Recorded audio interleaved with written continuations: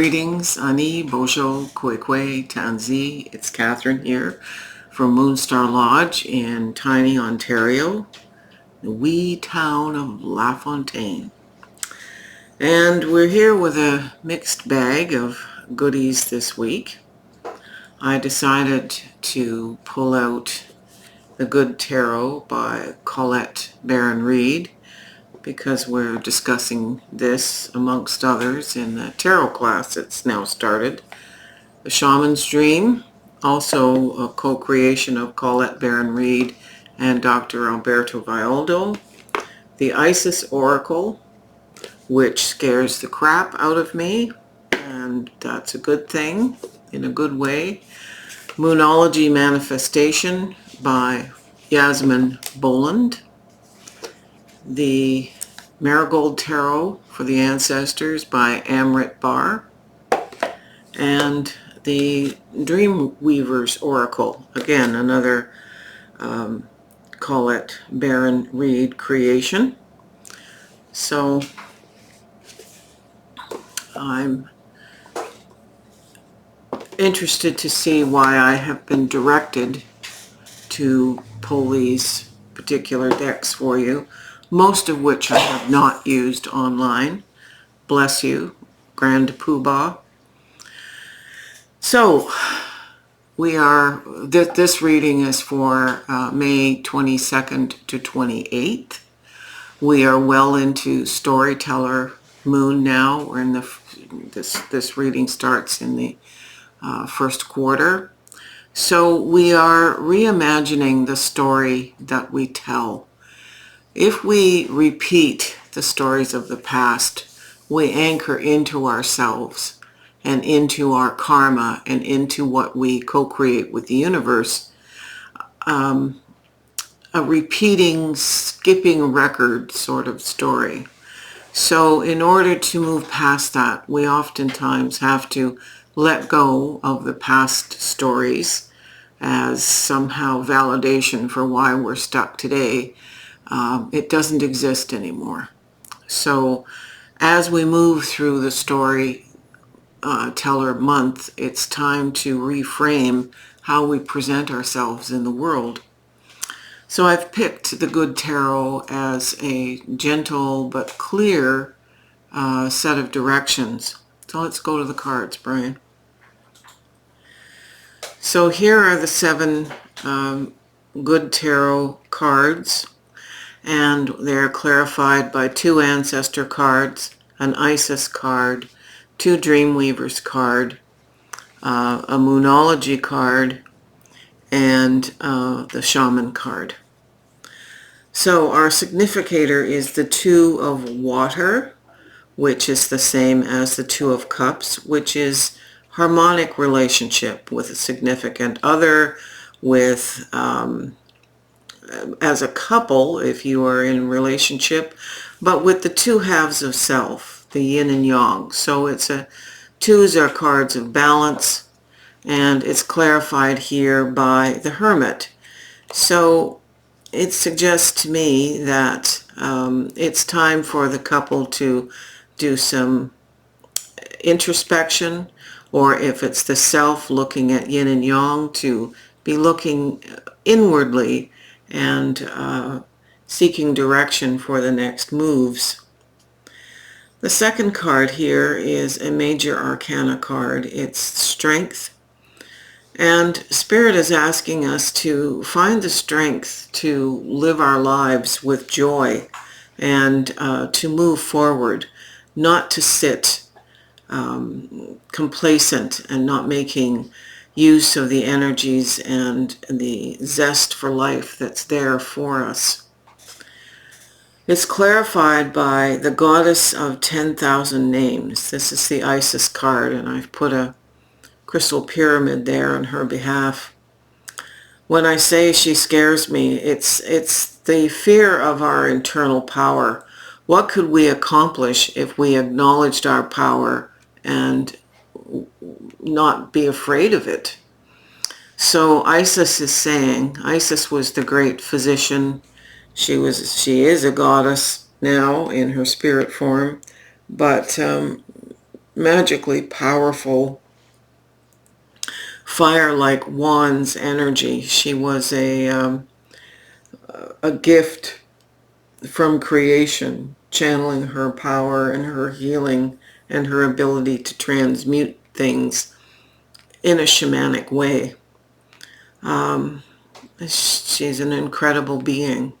So she's saying she brings her energy and her power to us to take what we're working on and move it forward. So we have the Six of Earth, which is Pentacles, and this is about being gracious and sharing what we have with others, not letting our wealth, our commodity, our earth walk sit stagnantly, but supporting joyously others in need. So we're coming out of ourselves.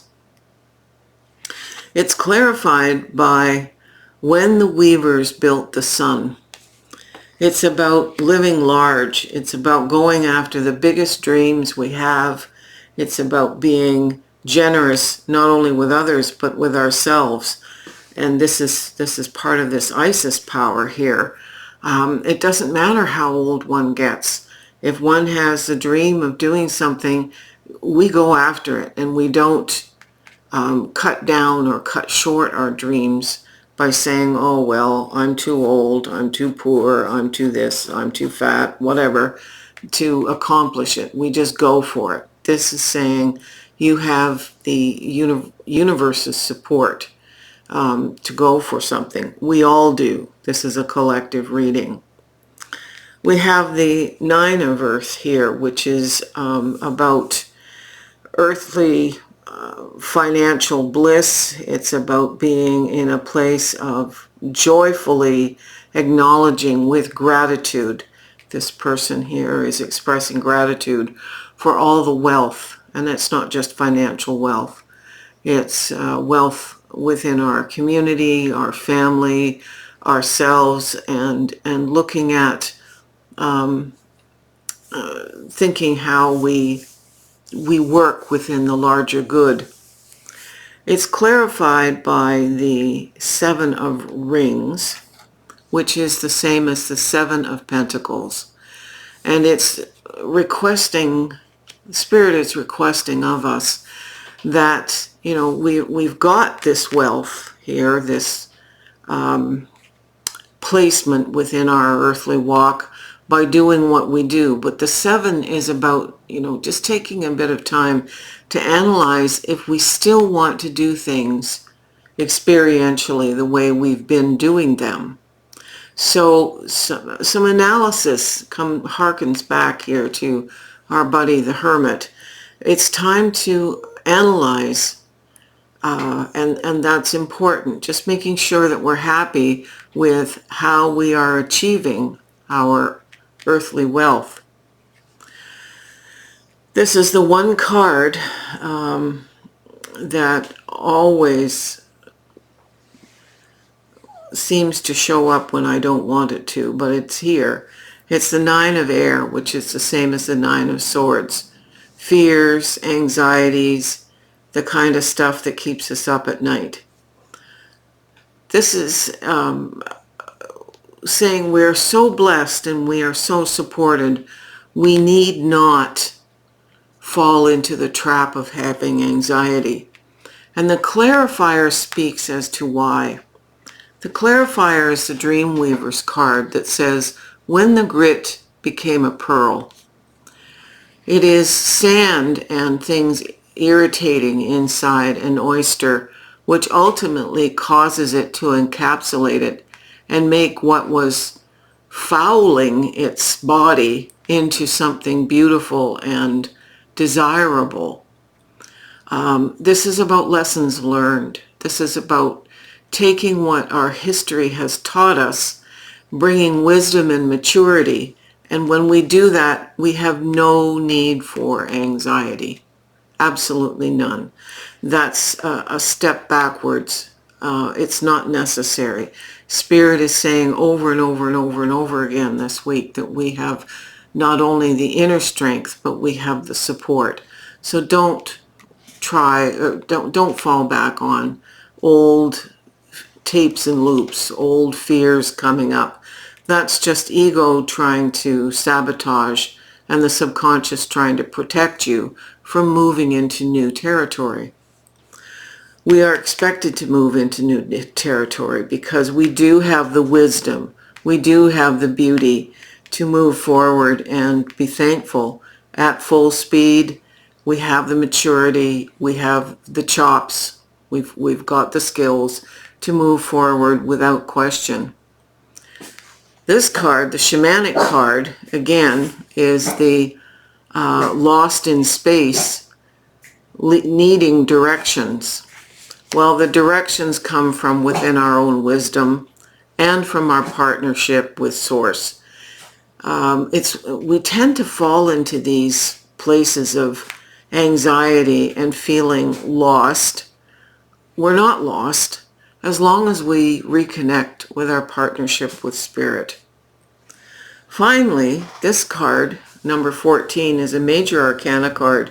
In this deck, it's called Patience. In most decks, it's referred to as Temperance. And Temperance is the artist, the co-creator, the one taking the time to alchemize with patience how we are moving forward. And the astrological clarifier here is the last quarter moon in Virgo, asking us to take the attributes of the last quarter moon in Virgo, which is attend to details. So, you can flip the camera. It's probably the spirit of Isis that's making the dog bark. But anyway, this is a very powerful reading about moving forward into a great dynamic. This is such a fabulous card. They're all fabulous cards. And the message from Spirit here is to not fall into old feelings of fear about moving forward. That's just a stalling tactic by the ego and the subconscious. Move past that to the superconscious and the connection with Spirit. So, I hope this week is wonderful. Feel free, please. It really helps us if you give us a thumbs up, which is a like, and you can always subscribe, and then you'll get notification of the videos as we put them out. We usually put out the weekly video on Sunday at noon, and then the midweek icing on the cake video around 6 o'clock on Tuesdays. But we also have other videos and discussion videos and all kinds of topics, and we'll have some parapsychology videos coming up this summer. And if you feel like it, please send me a coffee. The details are in the description. Have a wonderful week. Aho.